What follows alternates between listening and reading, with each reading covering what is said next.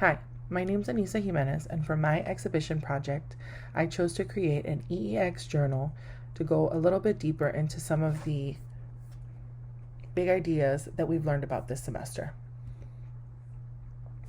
Some of the big ideas that we'll be discussing during this presentation include a brief history regarding special education and STEM, the importance of inclusion and its impact, UDL and the impact it plays on education, how special education and general education teachers can co-teach and collaborate with one another, and the impact of behavior and technology on special education and STEM learning.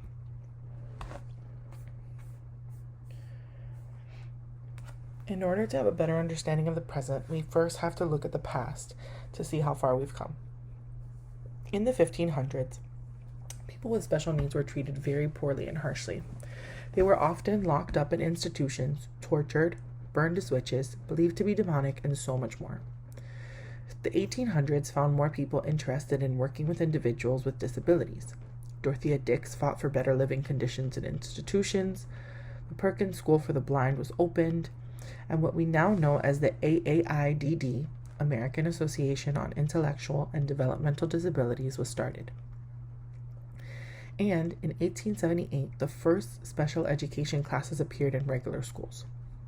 Things really started looking up in the 1970s. In 1973, the Section 504 Rehabilitation Act was passed.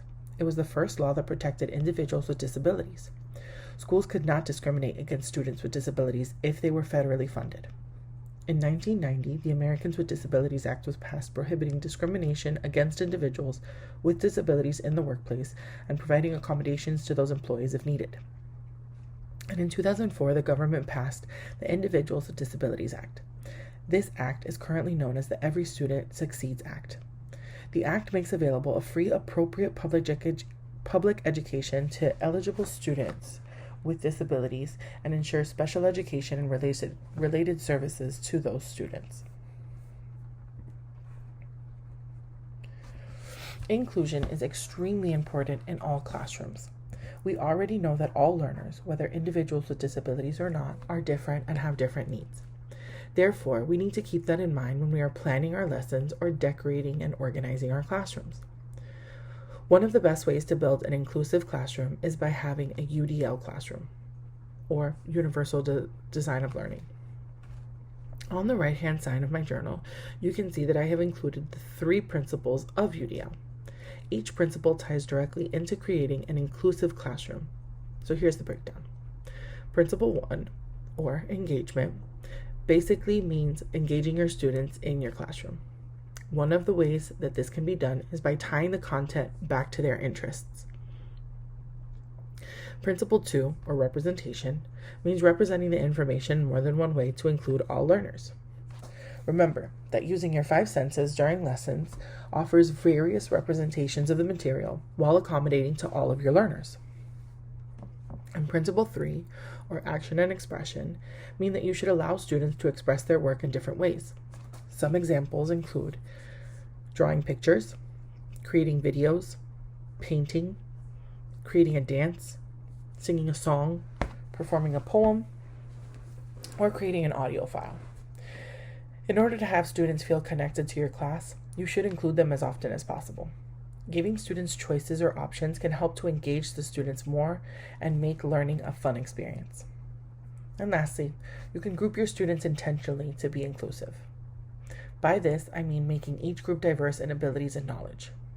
This way, each student can receive help when needed and can also be the tutor and help someone else.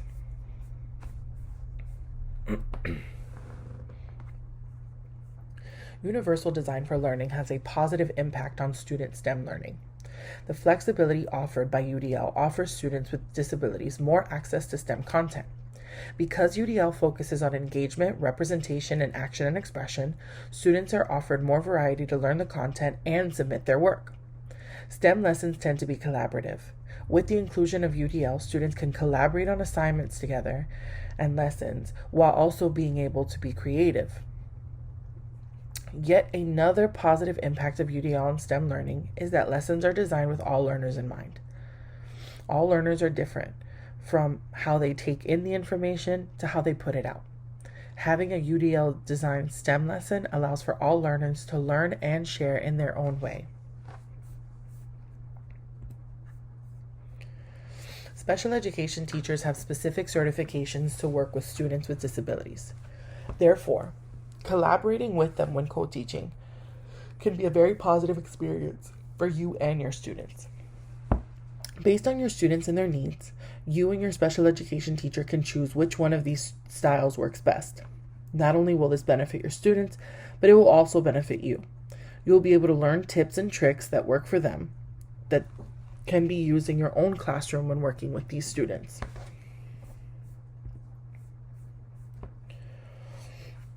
Behavior all starts with the teacher. Let me explain. As a teacher, it is our responsibility to create an inclusive and accepting environment. However, it is also our responsibility to take care of ourselves and have a positive mindset while in our classrooms. A student's behavior can and will be affected by our own attitude and behavior.